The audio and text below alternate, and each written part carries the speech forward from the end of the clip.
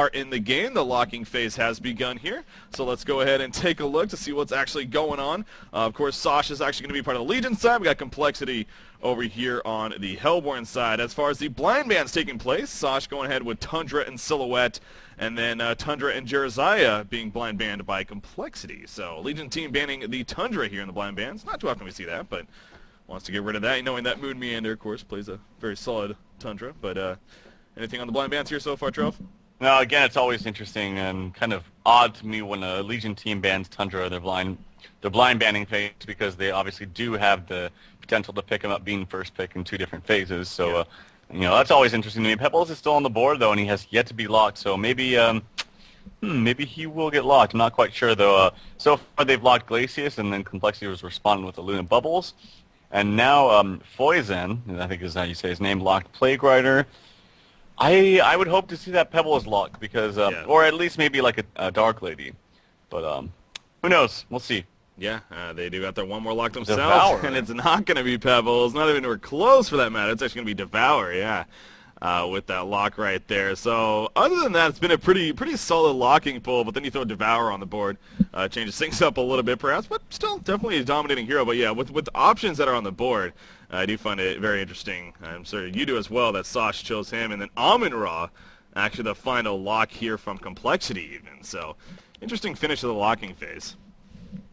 Yeah, definitely. I think Amun-Ra, I remember we actually, when I scrimmed with TDM a couple weeks ago, and we all made fun of B-Kid for picking Amun-Ra and playing Amun-Ra because it was a pretty interesting Amun-Ra game for him, and maybe that's like a troll pick for him. Was like, well, I'm gonna lock the best Amun-Ra because I'm the best Amun-Ra player. But that's what's going through his head. But yeah, no, it's interesting locks here, but it's still not too funky. I mean, you got your Luna and Glacius and Bubbles, so things are still pretty standard in that regard. Yeah, so we'll see. Of course, Complexity, they do come into this matchup 1-0 after they defeated DreamHoN in their very first matchup, and you could argue, getting their toughest matchup even out of the way. So starting off 1-0, looking good coming into this, their game 2 here. SOSH, on the other hand, they started off 0-1. I believe they actually lost to Dynasty. I'm not 100% certain on that, but I know that they did lose their first best out of 3. Previously. So again, they come into this matchup against a very, very tough challenge at Complexity. We'll see what they can make happen. The banning phase has finished. We had Monkey King, Nymphora, Polywog Priest, Fade, Dark Lady, and Pebble. So SOSH though banning that Monkey King right away. And then on top of that, they first picked the Succubus. Man, I'm already loving this game here. Yeah, I don't know. Oh boy, I'm at a loss for words. He did pick it his last game and did go 0-4-2 with it. So maybe he's, trying to have a better Succubus game this game. And as we see Complexity, go with Ophelia Magebane. That's just garbage heroes. So SOSH is going to have an easy walkover this game. I was going to be curious how Especially Complexity... with Dark Lady banned? Oh, Magebane sucks. Yeah, that's horrible. And Silhouette not on the board? Oh, God, what are they thinking? Yeah, it's... I was curious to see how Complexity would approach this game. I mean, they just like us, and I'm sure everyone tuning in, they know that they're definitely the favorites one here by quite a bit going into this matchup. But it's still, there's a lot of money on the line, $40,000 prize. But the last thing you want to do is take it completely unserious, and all of a sudden have things get turned around. So it seems like so far Complexity, at least here in Game 1, starting off strong on a more serious note with Ophelia and Magebane. And we'll see how they finish off. Of course, with the Legion team, on the other hand, for SOSH, this could be a case of they know that they probably can't match up to Complexity with the standard lineup, that they're just going to try something completely off the wall and go with some surprise picks and maybe tilt Complexity a little bit. But you got to think Complexity, they've been around the block for a while, and they're not going to let them phase them too much. But we'll see. We'll see what SOSH can bring to the table. But Voodoo Jester and Emerald Warden to follow up the Succubus pick here. Yeah, I think you're right. Maybe they're going to, try an all-in, let's 5-man gank middle once, and then we'll feel good about ourselves because we got First Blood. The Bloodlust strat. Yeah, exactly. And then it'll all kind of fall apart after that, I assume. Who knows? Maybe they're just trolling us with these picks, and they actually know what they're doing. I don't know. Electrician picked up by Complexity. Yeah. So, yeah. No surprise there. Yeah, maybe trolling us, maybe not though. Over here on SOSH. So of course out of the locking pool, you would like to think, okay, they are going to go with the Luna, so it's definitely a solid choice there. You see Glacius and Bubbles picked up by Complexity. Something tells me Devour is going to be the final pick here from SOSH, you know, with them locking it in. It just, with their crazy aggressive lineup, it seems like that could just might as well finish it off with Devour here. I don't see Amon-Ra or Plague Rider necessarily going with it. But okay, never mind. They're going to go with Plague Rider instead. So they don't even go with the Devour pick. I'm a little bit disappointed in that. I wanted to see that at the very least. But they go with the Plague Rider to finish it off. So, you know, again, to state the obvious, Complexity, that's a dangerous lineup, that Complexity. Really, their whole lineup, all just top-tier heroes that they're able to get. They got an excellent laning phase. You got your solo Electrician Bubbles, your laning Mage Bank Glacius, your jungle Ophelia. A little bit worried here for the Legion team. Yeah, I mean, the Hellborn team is pretty much the cookie-cutter standard. Like, this is how you lane professional Han. Yeah. And then the Legion team is kind of like, let's pick some single-target stuns and stuff, and then use our abilities. No, yeah. And yeah, it's going to be really hard for them. I mean, they do have a very aggressive team, and they can be aggressive early on, but I feel like they're just going to get, no matter what happens, say they go around Rome and get like 7 kills in the first 4 minutes, I really don't even see them still winning because they're going to get completely out-farmed by Mage Bane and Ophelia in the jungle. So, yeah, it's going to be hard for them. We'll see how they set up lanes. I'm curious. Yeah. But the lane compositions from Complexity are pretty obvious. You got Mage Bane Glacius. In the short lane there, Glacius already has 1 ward on him. Gave another ward to Electrician, who's going to be in that suicide role, and then Bubbles mid actually being played by B-Kid. Yeah, so again, Complexity's lineup, the laning phase, everything is so powerful here on top of their skill level. So SOSH no doubt has their work cut out for them, but like I said, you know, maybe you never know. There's always that 1% chance that they're going to just completely surprise us. But Star Gaming here on Succubus, that's kind of cool. We are seeing the alternate Succubus skin. This is the Cupid skin, I believe, so at least getting some fun there as well. Having something different. Voodoo Jester, on the other hand, not going the Raptor. He's going the regular skin after swapping things around. But how about this? Look at what they're doing bottom. Emerald Warden, a Luna, Voodoo Jester. Thinking about running some tri-lane down here at the bottom side. Not your expected tri-lane setup, but you got Plague Rider and Succubus as solos. You know, definitely can make sense why they would be running a tri-lane. But perhaps expect Voodoo Jester especially be roaming around a bit early on. Oh, yeah, well, one would hope. I think actually, yeah, Voodoo Jester should roam around a little bit. I think they got to get a kill on Electrician at least 6 times before they do that, and then maybe push the tower. 6 is the magic number. 6, yep. But the thing is, they also, with a lineup like this, is you got to think about, they have absolutely no pushing power, really. I mean, they have no spammable spells, except maybe a Luna. It's like maybe the only one. But she's being played as a support, so she's going to get levels very, very slowly. Yeah. But yeah, right now we see Electrician kind of hiding off here in the woods, and I hope that these supports realize that and try to look for him. Yeah, and also actually Succubus, I'm not going to pretend that I'm a top-tier Succubus player by any means, but actually starts off with Mesmerize. You know, I would think, you know, if they're attempting to set up a level 1 gank, that would make sense, but it just went right to the middle lane, and you would think Heartache would actually be maybe a little bit more beneficial. But we'll keep an eye on to see how he builds it. Now, Succubus actually, again, on a more serious note, Succubus is a hero that it would be cool to see her more, because she's gotten recent, not necessarily even recent, but she got some buffs. Her attack base damage, I believe, got buffed up. Her movement speed got buffed slightly. Her smitten obviously got changed, and a lot of people consider that a buff, where it's now just overall damage, not just the base damage reduction. So what do you think about Succubus as a hero? I mean, do you think she is underrated, or are you not surprised that we don't see her? I think she's actually pretty damn good, yeah. I think her ability early on to CC one hero and then kind of kill another is very strong. She is somewhat mana dependent, and she can't farm very well. Also, she's very susceptible to other kinds of stuns while she's channeling that ultimate. So, a Shrunken Head is almost like a necessity for that hero, and that's just kind of hard to farm on a Succubus because she has really no spammable spells as far as AoE goes. But other than that, she's a great hero. She's probably the best mid solo in the game. Yeah. And so, yeah, I think she's good. I would like to see her picked up more. Yeah, definitely. She's definitely viable.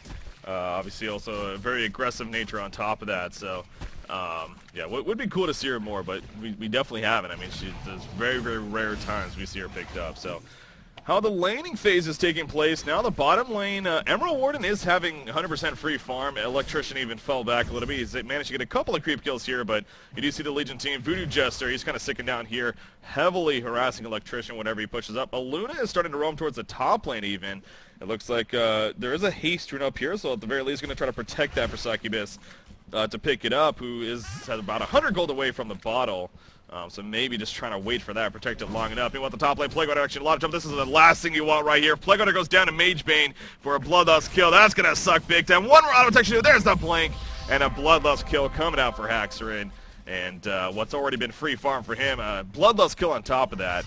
Well, the gold farm race has started here. Yeah, and I mean, Husan played that kind of wrong there. He ate a tree and then stopped clicking to move. And it actually turned the hero around to auto-attack him because he wasn't clicking right after he ate that tree.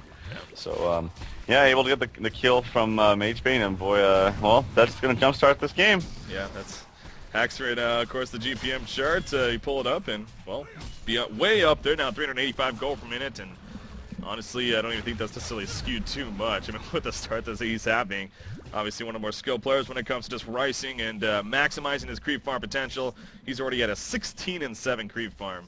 You get on top of that Bloodlust kill. Life Tube already picked up. The Legion team making a little bit of an adjustment. Aluna does finally come all the way up here. We're going to see a vote to pause coming out from Complexity real quickly. Haxerin going to throw out a DC, and yeah, so it begins, right? Let's not get into that. Let's just hope that it's a simple graphic bug or something, and that we're going to go ahead and resume here in the near future. Yeah, I wish auto skip pause worked in live games. That'd be awesome.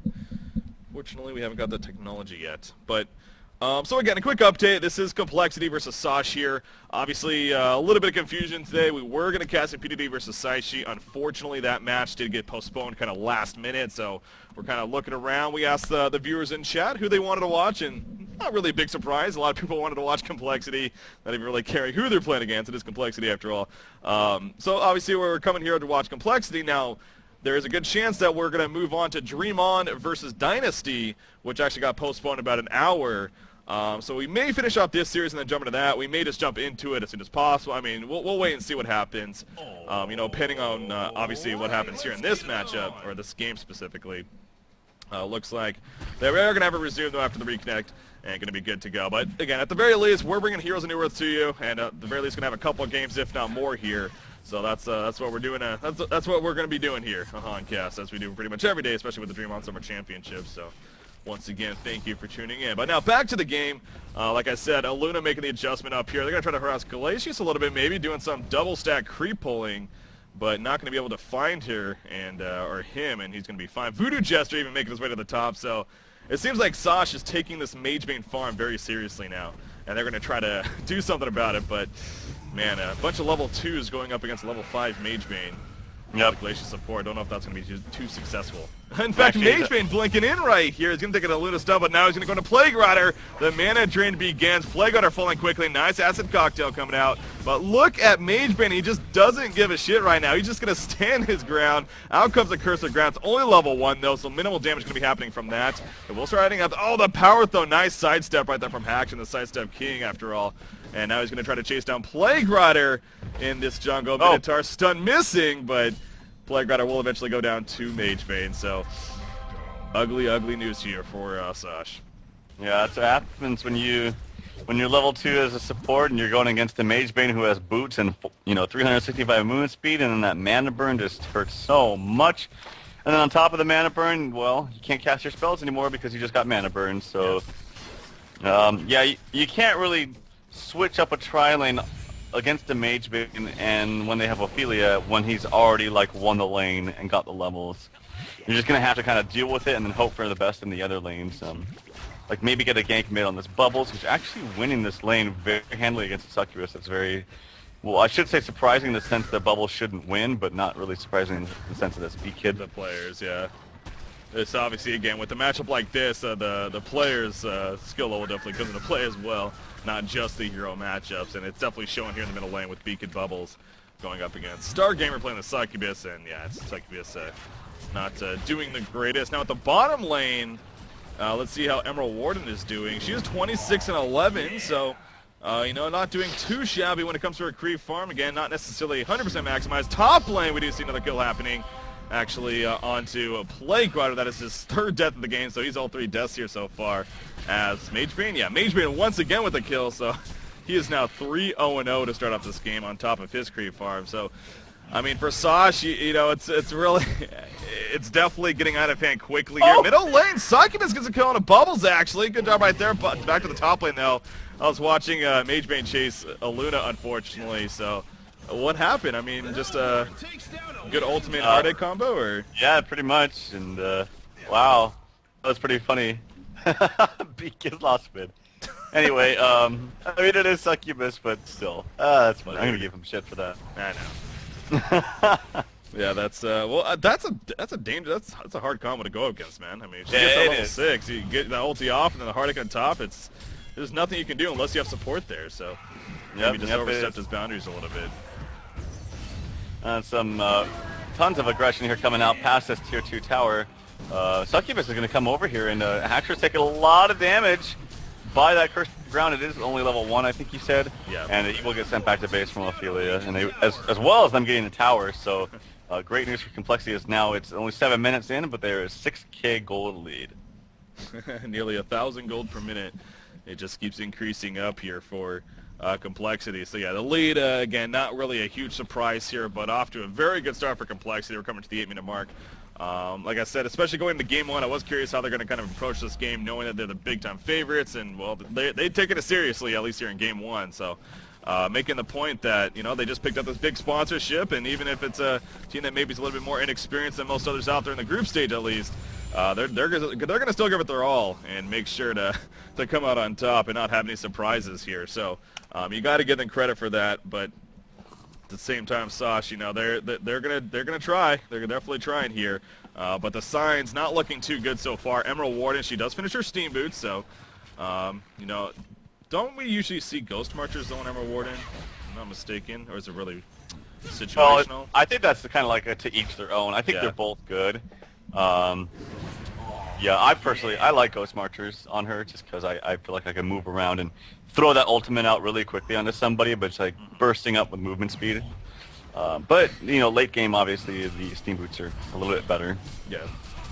Has the steam boost now, so again, not a bad start for her, but just a much better start for Complexity. So far, Kelf going to be used right there. Look at the Cyclone coming out from the Vulture Lord. It's well controlled by Ophelia, of course. They jump Luna. She goes down. Acid Cocktail bouncing around a little bit. Succubus doing his best. He's out of mana, though, for his ultimate, so he'll eventually be taken out. He did mesmerize Glacius, or maybe he didn't, but Glacius is the one currently mesmerized, wearing off right there. Magebane off to the side. He's going to be more than fine. You see the nice Minotaur stun. In comes the Song of the Sea, and down goes Voodoo Jester. That chases on Emerald Warden. Now the Void Rift coming out, and down goes Emerald Warden on top of that Mana Rift, excuse me.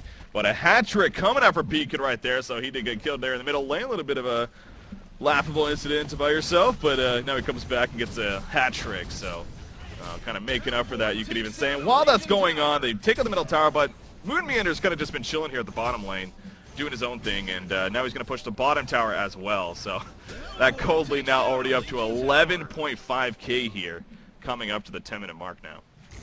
Yeah, I mean, it's kind of snowballing a little bit out of hand. Magebane 450 gold per minute. Bubble has now just got a hat trick there in mid. There's really not too much you can do if you're Team SOSH right now. And Yes. I mean, that's unfortunate. They're playing a veteran team, and you know, the picks are questionable. Way to debut on Honcast, right? Yeah. Let's just go ahead and face definitely one of the better teams in the world, and you know, big sponsorship and everything, and oh, by the way, in front of thousands of viewers, kind of try to do our thing. And they are going to catch Magebane here. Oh, nice! He was the last second from Ophelia. Can he blink away? No, he cannot. Good combo. And they do get the kill onto Haxorud playing the Magebane, so some positive signs there at least. They got this. They got this. Comeback time, baby. Woo! It's only 11,000 gold lead now. That's dwindling quickly. Yeah, I know it. I know it. Still No, I scary. think with I mean, this team said that they actually looked up to Complexity and watched their streams, and Yeah. No, I don't want to be Oh, actually, Glacius is going down. Oh, the Mesmerize coming out. Mesmerize And he's actually just kinda- saved him there. What the? Oh my no. god, don't tell me. No, Don't he's tell gonna me. get away. Oh my god. Oh, lol. Destiny Oh. jump. Kreese Bubbles with a haster. It is just wrecking face right now. He's going to start to get away, though. He needs to get away. Takeover going to be used. Going to haste away time. Oh, it looks like he is going to be fine at the last second. Wolves? No, they already used. And Bubbles survives. Yeah, that shouldn't have happened. The Mesmerize saved Glacius, actually, right there. Oh, really? Yeah. They definitely had the kill, but oops. Well, it seems like Star Gamer really likes Franzi there and wanted to save him. As you said, they're fans of complexity. I mean, these guys, they watch it. He was making the point they like Moon Meander stream, and they're giving him shout outs. So, as you said, looking up to them. But so it's so, even though it is so one-sided, and again, not surprising, but at least you got to think at least they're having fun with it, and that's a good thing after all. Oh yeah, and definitely they deserve the spot. I mean, they earned the spot. They should be able to play the game. So, yeah, definitely. I mean, there's no reason why I think that they shouldn't be playing this game. I do question their picks a little bit. I mean, like I said, they do watch the top level games, so they kind of have an idea for how the top level teams draft. And it's a pretty standard equation, really. Most of the time you got your hard carry with a great support like Kaluna, some strong mid, maybe a jungle. If not a jungle, then your tri-lane, long lane with aggression, and then some kind of suicide hero like a Bubbles or something like they have this game. I mean, it's pretty standard, but I really see none of that from the Legion side. I mean, I'm not saying that you can't pick your own interesting, fun lineup. Definitely not at all. But you should still try to follow in some kind of logical reasoning behind that lineup. And So it wasn't necessarily the most effective here, yeah. But again, that's where experience comes in, and you kind of hope that, you know, we're definitely trying to do our best, and you're giving them advice, and, you know, if they tune in to watch the VOD later on or whatever, you know, take that advice and use it for the future. Luna is going to get caught out right here. You see Ophelia with the double skeleton Minotaur army. Not too much getting away from that, especially get caught in the midst of it, so... Luna, easy kill onto her. The Mesmerizing Electrician wearing off shortly after. And Mage Bane just continuing to farm away here at the top lane. He's actually very close to finishing his Rune Cleaver here. A matter of another couple hundred gold, and then he'll have it. So only a 13.5 minutes. Oh, never mind. Yeah, this is screw it. You know what? What's a Rune Cleaver? Let's just go ahead and go Energizer. Let's do what Fnatic did the other day and start building them Energizers. We'll see if maybe it becomes a mass Energizer build here now as a result of that. Kind of following suit. Yeah. I will say, though, at the beginning, I mean, the lanes actually weren't set up badly. Plague Suicide solo was actually very strong. Succubus min against Bubbles, hey, he actually won the lane. As you see how strong Succubus is. The question you got to ask yourself is, you know, with that tri-lane bottom against Electrician, first of all, in the future they should really got to be more aggressive on the Electrician, obviously, because he's solo. So you really want to punish him for being solo down there. And you got to ask yourself, is the carry that I'm choosing going to be able to potentially out-carry a Mage Bane free farming and a jungler free farming? Because that's what they'd have. They'd have a jungler free farming and a Mage Bane. And with Emerald Warden, I don't know, maybe it could. But at the same time, you have no pushing power. So that's the other hindrance there. So all these kind of things factor into a draft that when you're going through that drafting phase. Yeah. Yeah, and again, it's at the very least you just hope that a team like SOSH, you know, at least takes it into the experience book and uses that for future competition because they're in the group stages here. They're going to have 5 more best of the 3s after this to here in Group B. So they'll still get plenty more matches to come, and you know, just hopefully advance on all the way to the finish and maybe even pick up a win or two. But Mage making a jump over here, he's going to get locked out by Succubus. The Cursor Ground on him. That may be enough for kill unless he gets ported back, which he does not. He ports in actually. Mage Man is still alive, though, and he's blinking away, but the Hellborn team in pursuit. Down goes a nice boy. Mana Rev coming out, actually, as the Luna will fall. Succubus, the sole survivor, just going to go all the way back to the well. Hope to survive, but as you can see, oh my god, it actually may happen there. So he does live. And actually, Bika did end up dying there. So a little bit of dive going on. But obviously, GG well players are being called. The vote to concede at least coming out. We'll see if it actually is going to be official here, but... again, not too surprising. This is one of those 15-minute concedes where there you go, it is official. You look at it, it's like, well, kind of saw that coming here. But Complexity, again, no credit to them. You know, they're making the point that they're taking this serious. They're not necessarily going into it all like, oh, we're the favorites big time. Let's just go ahead and pick a complete joke lineup and have fun with it. You know, which wouldn't be bad in its own right. But you know, I can respect the fact that they're taking every match seriously. They're going into it and picking very, very powerful lineups. And picking up a 15-minute Concede victory here, not going to be going into game 2.